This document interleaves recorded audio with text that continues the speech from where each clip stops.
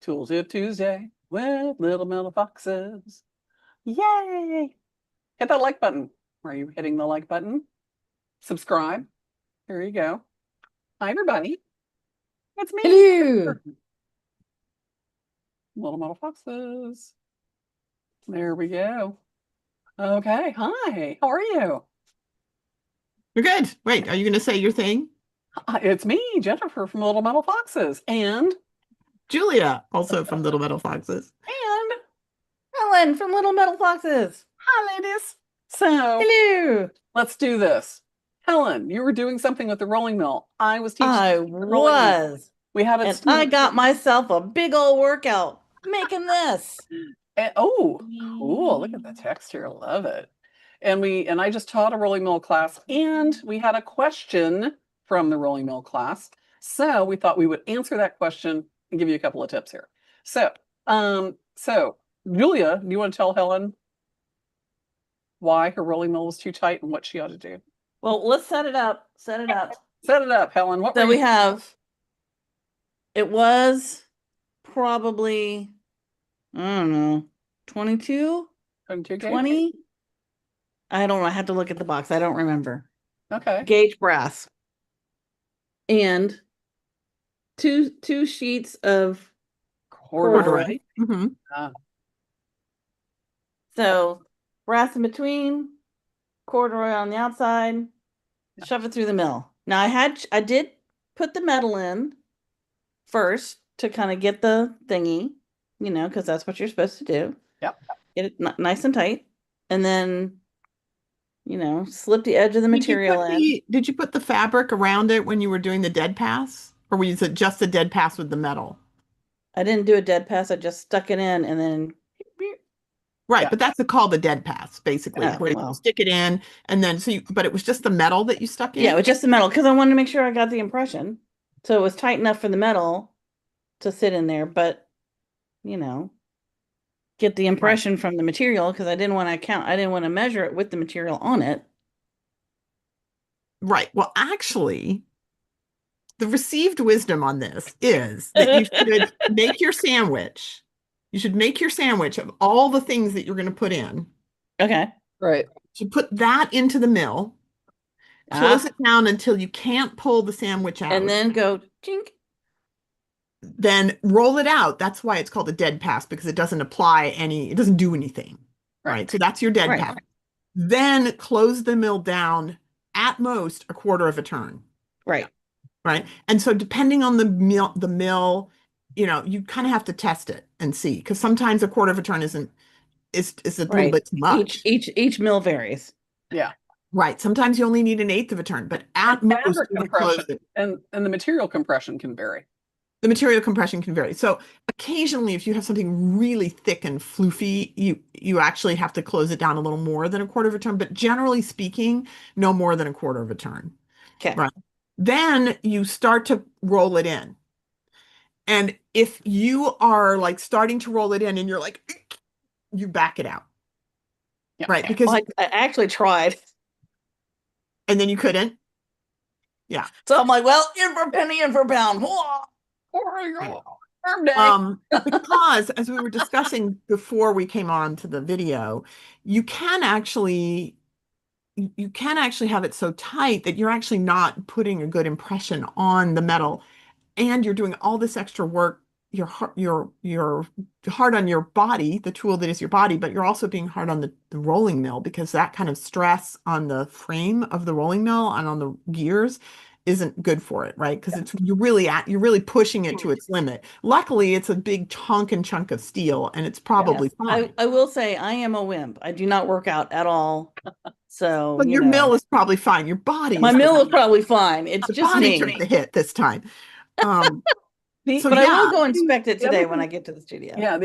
I'm sure it's fine. I'm sure it's fine. The other thing that's important to note is that if your metal is really thin and you're hoping to get a deeper impression, if you're using just the metal and the texture, the metal's only so thick, so it can only compress so far. Because if you've only got this and two rollers and a texture, the steel rollers behind this aren't going to allow It's just going to be like, yeah, and it's going to just destroy whatever texture you're putting in there. And yeah, I was just after a texture on, I will full disclosure, I was just after a texture. yeah, I wasn't trying to get any real depth or anything like that. I just wanted it to not be plain brass. right. Mhm. Well, and So if you was the do brass, let me get, ask another question. The Yeah. brass was just fresh out of the box because it looks like Yep. it's, yeah. So that's the other thing is that you It might generally, already been half hard. yeah, you really want to have your metal that you're rolling through the mill be annealed because you want it Ah, to be as pliant as possible. right. Now, true. the problem with annealing brass is that it will change the color so frequently, right? Because you heat it and then it messes up the surface. Yeah. Um, So to get a deeper impression, just to give that Yeah. speaker, start with a little bit heavier gauge, or use something behind it to push that is going to have some give to push it into your texture, like a foam or fabric or paper that will help to kind of push your metal into the design, or help to push it into the design a little deeper. So, but the problem, my friends, that our student was asking us is, and this is one of those things that's kind of urban myth about the rolling mill, is that it flattens your metal. It does not flatten your metal. It compresses your metal, but it does not flatten the Oh metal. yeah, mine was quite curly right. and It can warm. stretch it. It can Yeah. stretch it. Yeah. So Right. it's stretching it, and not just in its length, but sometimes unevenly. So sometimes you'll get, the texture is going to, compress in and draw it out in weird ways sometimes. Mhm. Yeah, because originally I had planned to do, because I had already pre-marked it with, before the rolling mill, 3 inches wide at the base. And I ended up with 2 inches wide because of the curve. Right. Yeah. So So so to get this curve out, because a lot of times, especially if you're using thicker metal, even thinner metal, it's like, oh, how do I get it flat again? Because it's annealed at this point, or hardened. when you run it through, and then it's going Yeah. to work harden it with the texture. So you need to anneal it again to flatten it, and then use a cartoonishly large rubber mallet to I flatten. love your mallet. So this one was $3 from the hardware store, basically, like including tax almost. So, but you can pick these up at the hardware store. You can get, this is a 2-pound hammer, I believe, or it was a 1-pound rubber mallet. You can get these with a dead blow, which works really well. But the rubber mallets, you can flatten your metal out without damaging the texture of the metal, without getting any kind of imprint, without work hardening the metal. So this is a great way to go. So to demonstrate how fun this is, so here we go. I'm going to spotlight. I know, I was giggling on the inside when we did this on Instagram. So with my little block here, my stool, get yourself either an anvil or a bench block or something that is nice and flat steel. Get your cartoonishly large rubber mallet, and then freshly annealed metal, and then you're just going to smack the daylights out of it until it's flat.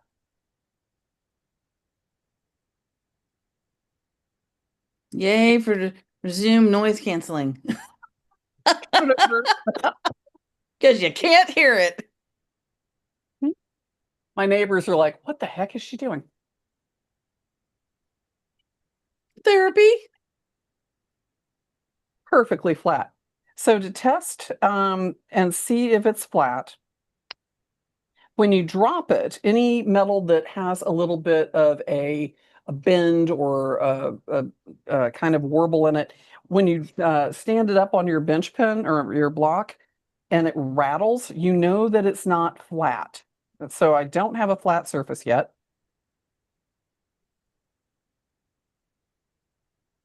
So I can test it, and when I drop it, it will go plop and fall flat down without any kind of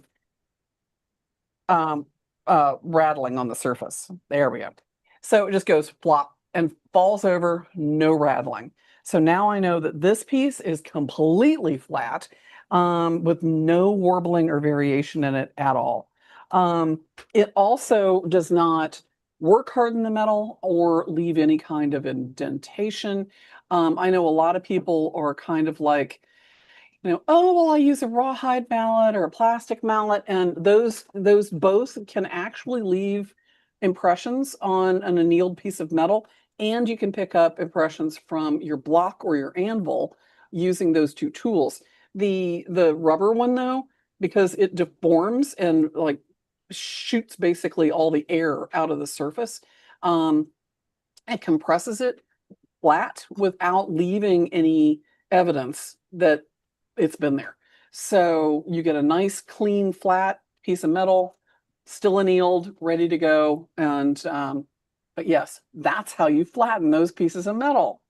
Yay. So the really, really nice Bonnie Doon urethane mallets, those would also work great for this because they have that same property that the urethane mallet face deforms and conforms to the surface of the whatever the form is underneath. Right. They're designed for using to make synclastic and anticlastic shapes so that you're hitting on a curved form, and the mallet, the videos are great. The slow-mo close-up videos where you can see it like around the thing. It's very cool. But it will do that on a flat surface too. It'll like bloop out to the side.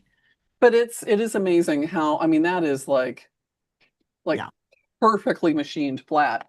And for something that's been through the rolling mill, that can be a big deal when you need like a really straight edge and are trying to, kind of work on stuff like that. The rolling mill will not flatten your metal.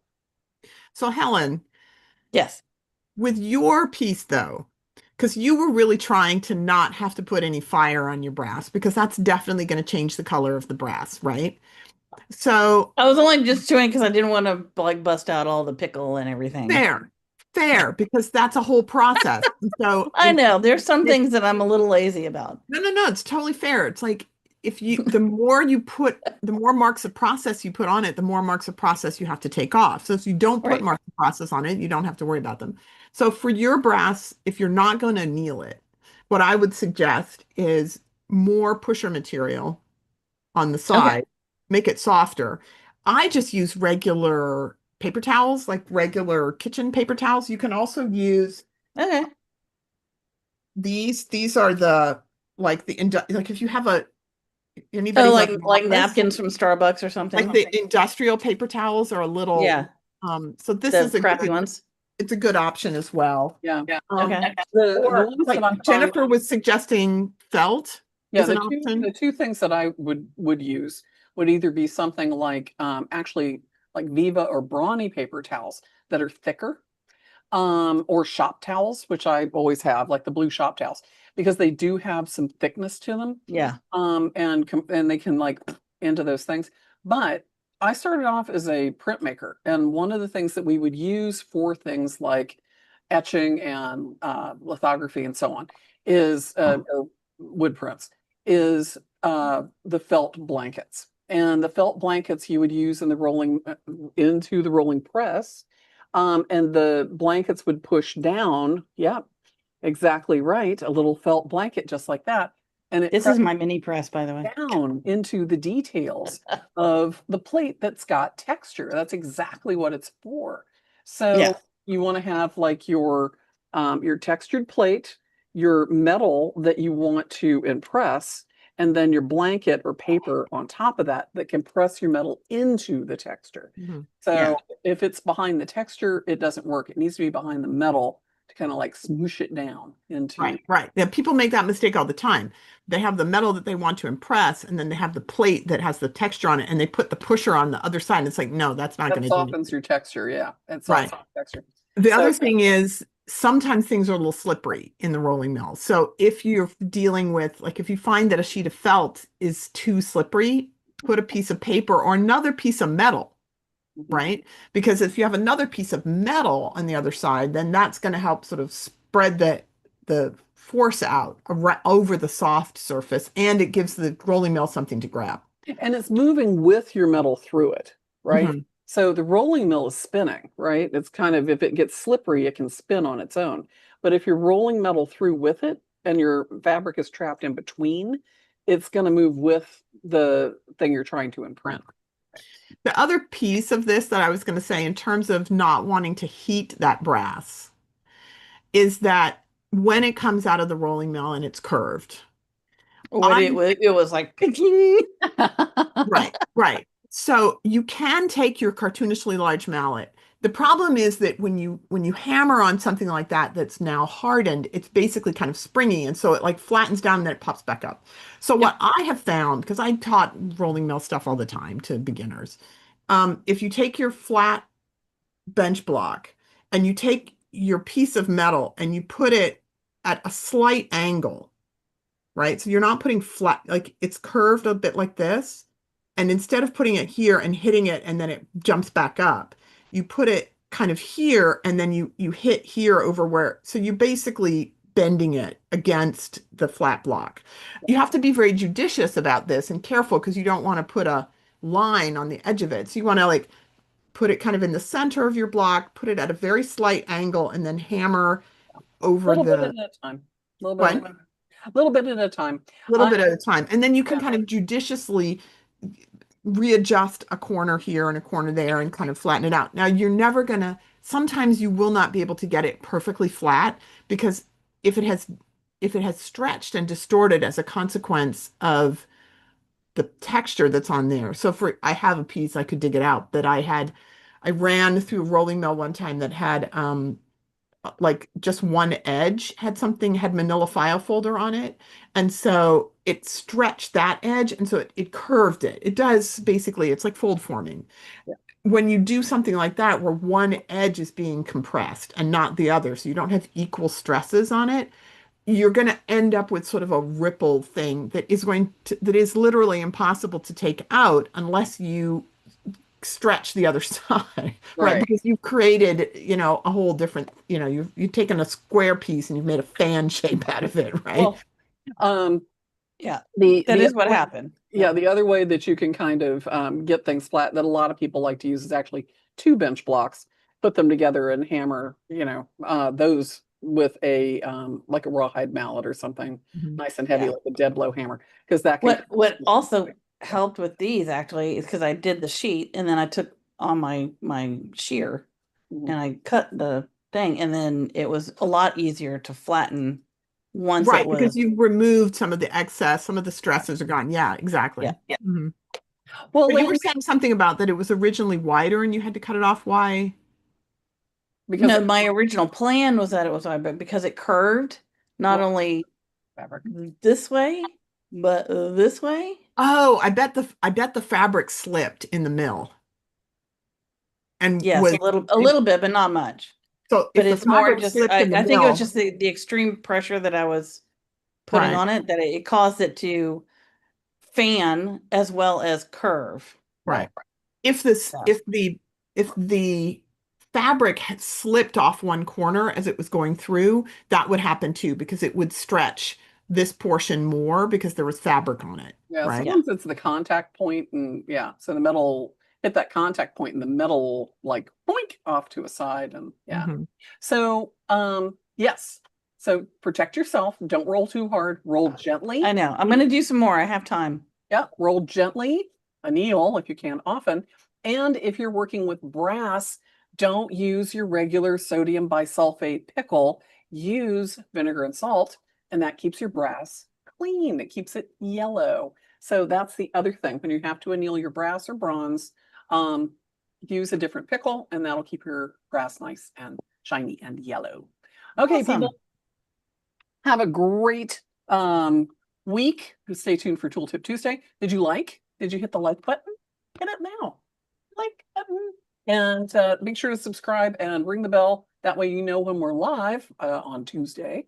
And you'll get a notification that we're here talking to you. And you can ask us questions. Or speaking of questions, are there any questions? Okay. All right. So make sure you go over there, like this video, and go over and see some of the other ones, because there's a bunch over there that are lots of good information. So yes, get on it. All right, you guys, have a great Tooltip Tuesday, and we'll talk to you